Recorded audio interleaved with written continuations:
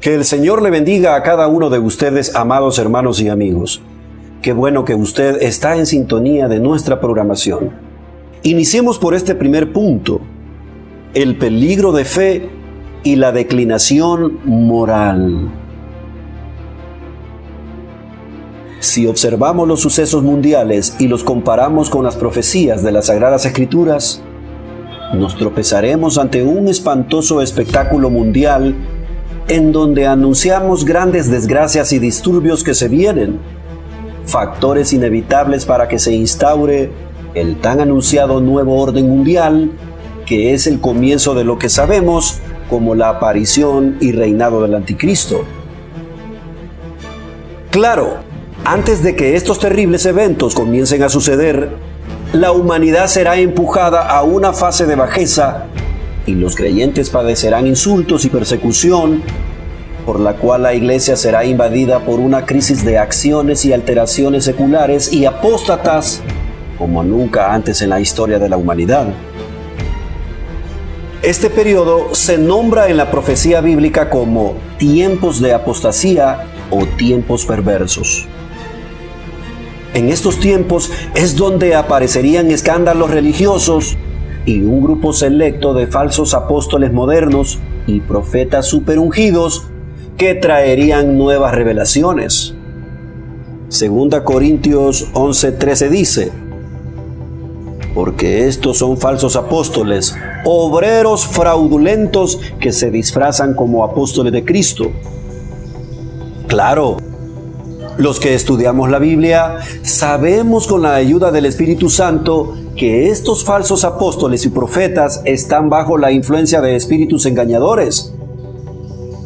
Primera de Timoteo 4:1 dice: pero el Espíritu dice claramente que en los postreros tiempos algunos apostatarán de la fe, escuchando a espíritus engañadores y a doctrinas de demonios. Estos falsos apóstoles y profetas introducirán sutilmente doctrinas de demonios. Los púlpitos serán inundados del aparecimiento del espíritu del Anticristo. Eso dará inicio a la persecución de los tiempos finales. 2 Tesalonicenses 2:3: nadie os engañe en ninguna manera, porque no vendrá, sin que antes venga la apostasía y se manifieste el hombre de pecado, el hijo de perdición. El siguiente punto es la gran apostasía de los tiempos finales. Pero ya estamos en una gran apostasía de los tiempos finales. Apostasía es deserción, apartarse de la verdad, y es la infiltración de doctrinas enemigas a las de Cristo y sus apóstoles. Uno de los elementos que más llama la atención es la oposición a Jesús y el elogio al hombre como el principal objeto de culto.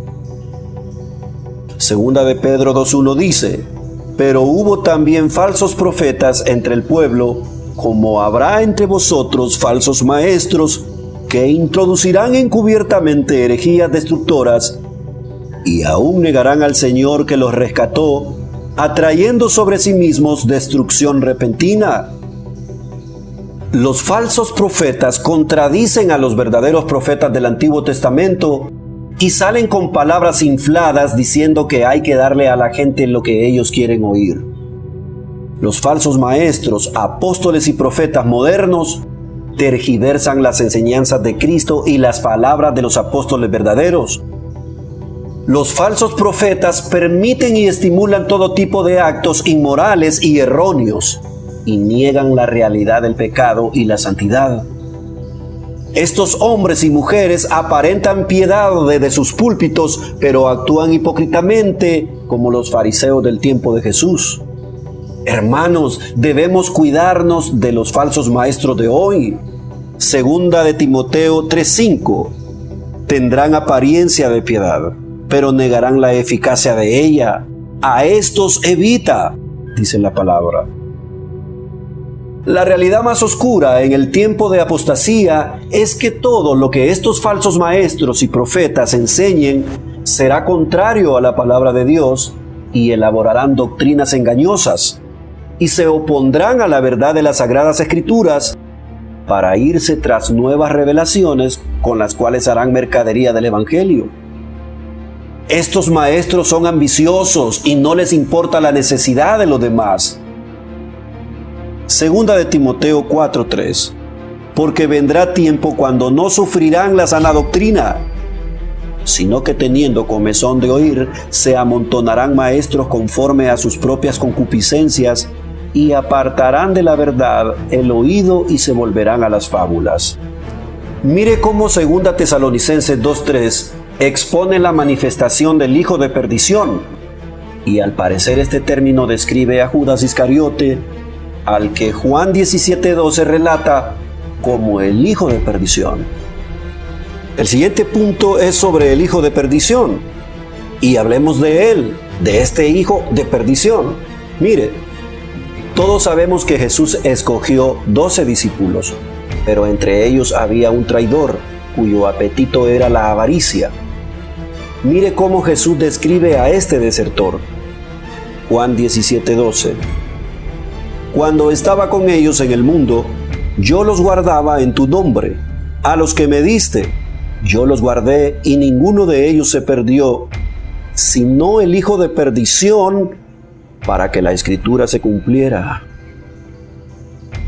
¿Por qué Jesucristo describe a Judas Iscariote como hijo de perdición? Bueno, como muchos creyentes de hoy, Judas Iscariote seguía a Jesús por intereses personales. Él deseaba reconocimiento y riqueza. Judas fue uno de los discípulos de Jesús, a quien se cuenta entre los 12 apóstoles, y él era el tesorero. Él se apropiaba del oro destinado a los pobres, pero también murmuraba cuando Jesús ayudaba a los necesitados. En una ocasión protestó cuando Jesús permitió que una dama derramara un costoso perfume en sus pies, alegando que el dinero podría haberse dado a los pobres. Pero la verdad, a Judas no le interesaba las penurias de las personas ni de los pobres, porque era ladrón y la ambición lo cubría. Esta historia se encuentra en Juan 12:3-6. Leámosla. Entonces María tomó una libra de perfume de nardo puro de mucho precio y ungió los pies de Jesús y los enjugó con sus cabellos. Y la casa se llenó del olor de perfume. Y dijo uno de sus discípulos, Judas Iscariote, hijo de Simón, el que le había de entregar, ¿por qué no fue este perfume vendido por 300 denarios y dado a los pobres?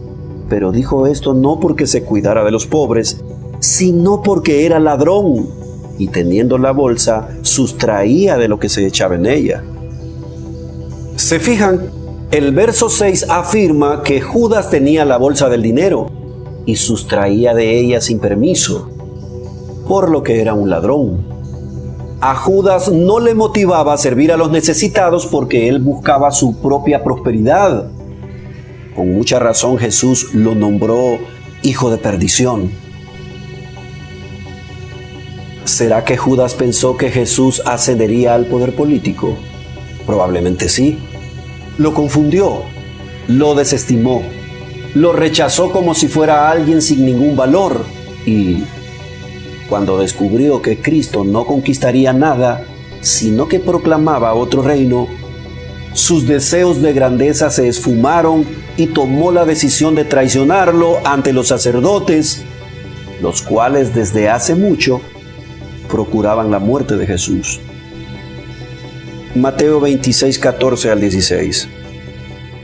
Uno de los 12, el que se llamaba Judas Iscariote, fue a ver a los jefes de los sacerdotes. ¿Cuánto me dan? Y yo les entrego a Jesús, les propuso. Decidieron pagarle 30 monedas de plata, y desde entonces Judas buscaba una oportunidad para entregarlo. 30 monedas de plata era el precio habitual de un esclavo en el tiempo de Jesús, y Judas las aceptó para entregarle, y de esa manera traicionó al Cordero de Dios. Mire, a Cristo nadie lo engaña. El Señor Jesús sabía desde antes de las avaricias de Judas Iscariote. Leamos Juan 13:21-28.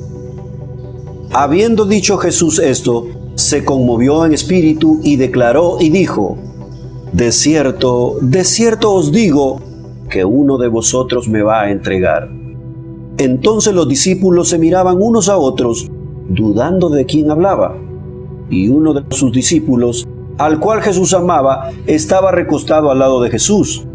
A este, pues, hizo señas Simón Pedro, para que preguntase quién era aquel de quien hablaba. Él entonces, recostado cerca del pecho de Jesús, le dijo: Señor, ¿quién es? Respondió Jesús: a quien yo diere el pan mojado, aquel es. Y mojando el pan, lo dio a Judas Iscariote, hijo de Simón. Y después del bocado, Satanás entró en él. Entonces Jesús le dijo: lo que vas a hacer, hazlo más pronto. Pero ninguno de los que estaban a la mesa entendió por qué le dijo esto. Mire, cuando el apóstol Pablo relata los últimos tiempos, lo hace en comparación a la iglesia. Él habla de la manifestación del hijo de perdición. ¿Y a quién representa esto en la actualidad? Representa a la teología de la prosperidad que actualmente se enseña por ministros evangélicos corrompidos. La teología de la prosperidad es una enseñanza que impulsa la codicia de los ministros, la cual les lleva al deseo de tener dominio y riqueza, y se menciona en la profecía bíblica como el surgimiento del espíritu del hijo de la codicia. Observe que, al igual que Pablo, el apóstol Pedro también lo declara de esta manera. Segunda de Pedro 2:1 al 3. Pero hubo también falsos profetas entre el pueblo, como habrá entre vosotros falsos maestros, que introducirán encubiertamente herejías destructoras, y aún negarán al Señor que los rescató, atrayendo sobre sí mismos destrucción repentina. Y muchos seguirán sus disoluciones, por causa de los cuales el camino de la verdad será blasfemado, y por avaricia harán mercadería de vosotros con palabras fingidas. Sobre los tales ya de largo tiempo la condenación no se tarda y su perdición no se duerme. Y en Apocalipsis 3:16 se define a esta iglesia apóstata como la iglesia de la Odisea. Esta iglesia no es fría ni caliente, o sea que no se especifica de qué lado está. Los criterios de esta iglesia no son seguros y está acomodada al método opresor. Pero vea al final del pasaje la terrible sentencia de Dios a esta iglesia. Apocalipsis 3:16. Pero por cuanto eres tibio y no frío ni caliente, te vomitaré de mi boca. A pesar de que esta iglesia presume de tener riqueza y poder, Dios la vomita de su boca y expone que es desventurada, miserable, pobre y desnuda.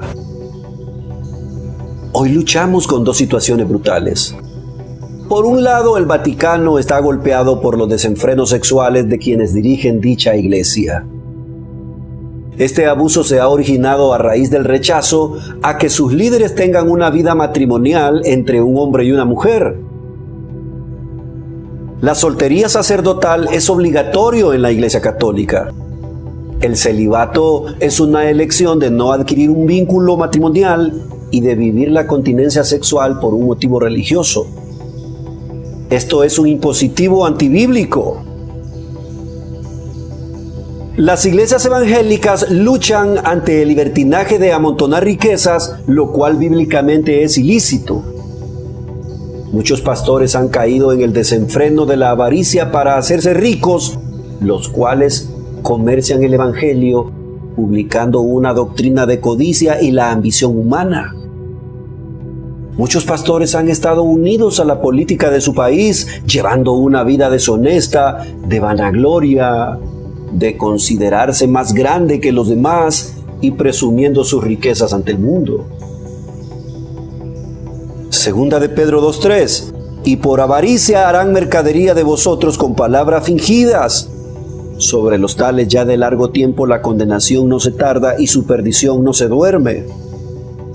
Las iglesias protestantes se volvieron en una manera de institución mercantil, en donde se copian todos los estándares del mundo mezclándolos con el cristianismo. Todas estas verdades producen confusión y burla al Evangelio.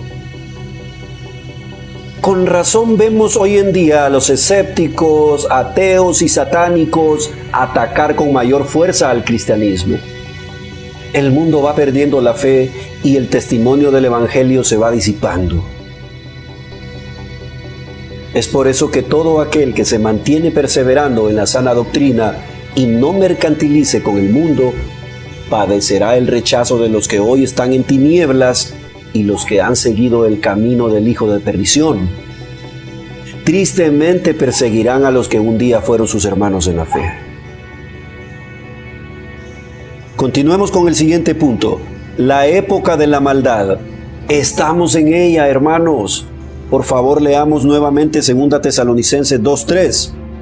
Nadie os engañe en ninguna manera, porque no vendrá sin que antes venga la apostasía y se manifieste el hombre de pecado, el hijo de perdición. Pablo señala la manifestación del hombre de pecado, un tipo realmente malvado que vendría en una época donde la sociedad se ha vuelto más corrupta e inmoral, conducta que se volvería legal en estos tiempos finales. Mire cómo Cristo revela el futuro del fin de los tiempos relacionándolo con los días de Noé al declarar que, como en los días de Noé, así será la venida del Hijo del Hombre. Ahora leamos Génesis 6:5 y miremos cómo estaba actuando la gente de aquel tiempo. Y vio Jehová que la maldad de los hombres era mucha en la tierra, y que todo designio de los pensamientos del corazón de ellos era de continuo solamente el mal. La iglesia verdadera se enfrenta a un mundo donde lo inmoral se vuelve moral y el pecado se convierte en norma de conducta. Es en este tiempo donde se decretan leyes a favor del aborto y matrimonio del mismo sexo. También se emiten leyes en beneficio de las drogas, el amor libre, la pornografía y la prostitución. Y esto no termina ahí. Se han legalizado leyes que limitan la libre expresión contra el pecado, bajo el supuesto delito de discriminar o promover odio al pecador. En muchos países se han fijado leyes para quitar la autoridad a los padres para corregir a sus hijos. ¿Y por qué restringen a los padres sobre el derecho de disciplinar? Según la sociedad, la excusa es porque algunos padres han actuado de manera abusiva en contra de sus hijos. Pero mire lo que Dios dice en cuanto a la corrección de los hijos. Proverbios 26:13. No rehúses corregir al muchacho, porque si lo castigas con vara, no morirá. Proverbios 29:15. La vara y la corrección dan sabiduría, mas el muchacho consentido avergonzará a su madre.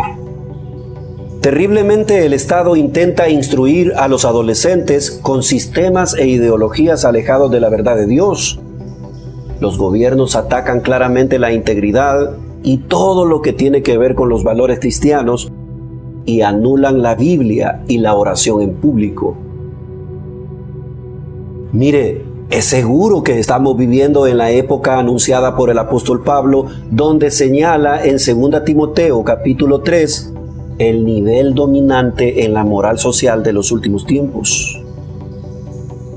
En 2 Timoteo 3:8 describe que surgirían hombres corrompidos de mentalidad, malvados en cuanto a la fe.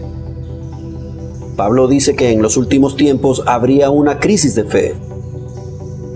Mire la interrogante de Jesús en cuanto a esta crisis de fe. Cuando el Hijo del Hombre venga, ¿hallará fe en la tierra? Amada iglesia, se viene una persecución a los creyentes.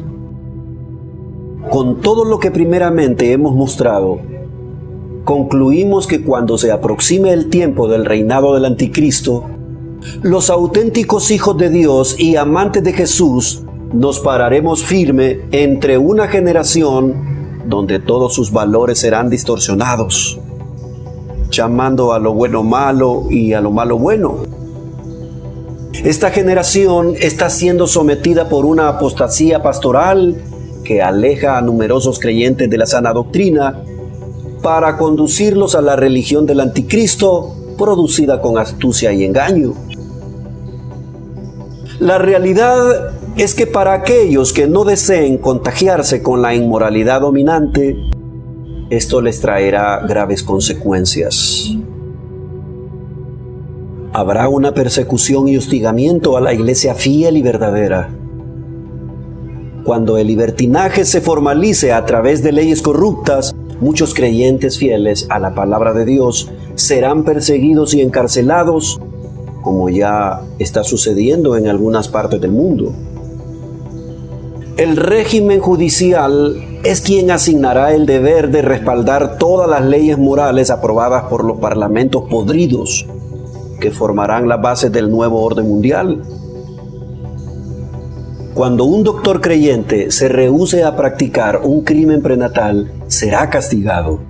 Lo mismo sucederá cuando un pastor predique en contra de los que practican la sodomía y el grave pecado de esta inmoralidad.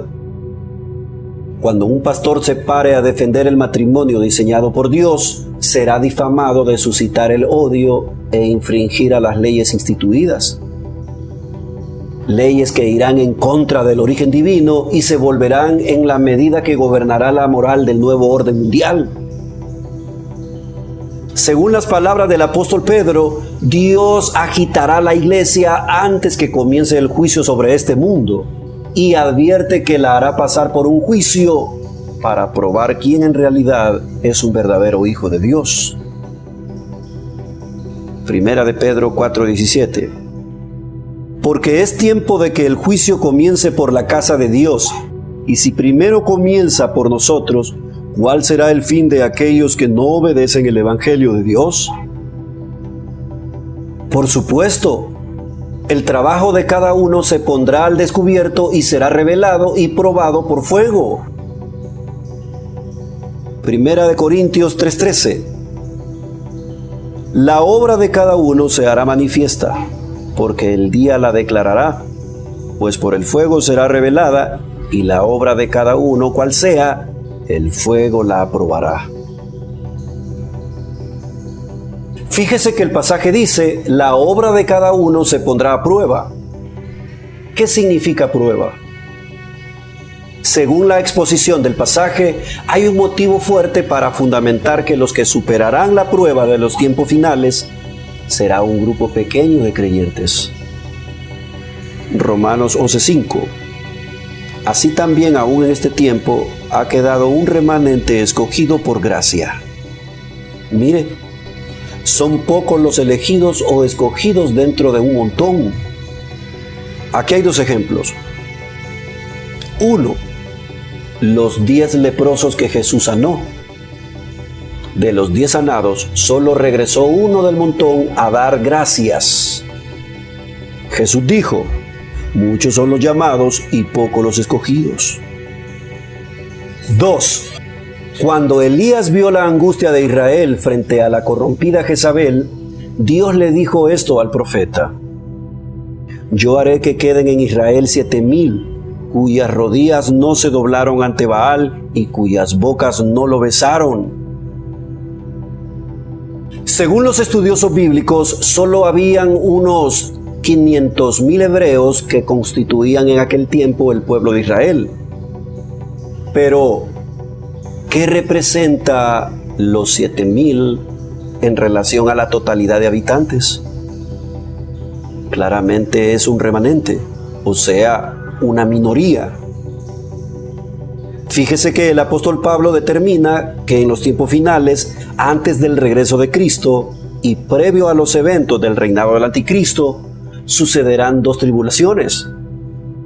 La primera tribulación está relacionada con la iglesia, la cual padecerá las catástrofes de un mundo corrupto y degenerado y sujetado por las fuerzas oscuras.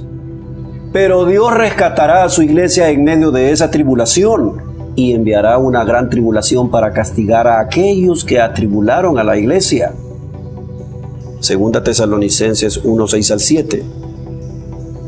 Porque es justo delante de Dios pagar con tribulación a los que os atribulan Y a vosotros que sois atribulados, daros reposo con nosotros, cuando se manifieste el Señor desde el cielo con los ángeles de su poder.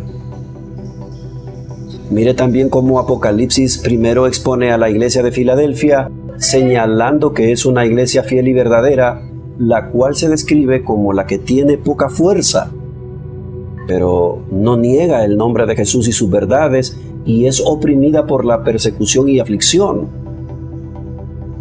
En segundo lugar, Apocalipsis expone a la iglesia apóstata, llamada la Odisea, la cual es indefinida y busca el poder, y Dios la vomita de su boca. Esta observación, hermanos, nos lleva a afrontar una pronta realidad. Los verdaderos cristianos tendrán que asumir la orden de Dios de apartarse de la maldad. Segunda de Timoteo 2:19. Pero el fundamento de Dios está firme, teniendo este sello: conoce el Señor a los que son suyos, y apártese de iniquidad todo aquel que invoca el nombre de Cristo. Tenemos que aceptar la crisis de fe de los últimos tiempos y vivir santa y piadosamente. Tito 2:12. Enseñándoos que, renunciando a la impiedad y a los deseos mundanos, vivamos en este siglo sobria, justa y piadosamente. Amada iglesia, vamos a seguir hablando en una segunda parte sobre este tema. Le invito por favor a estar pendiente. Dios le bendiga. Just Productions. Brillando en la red.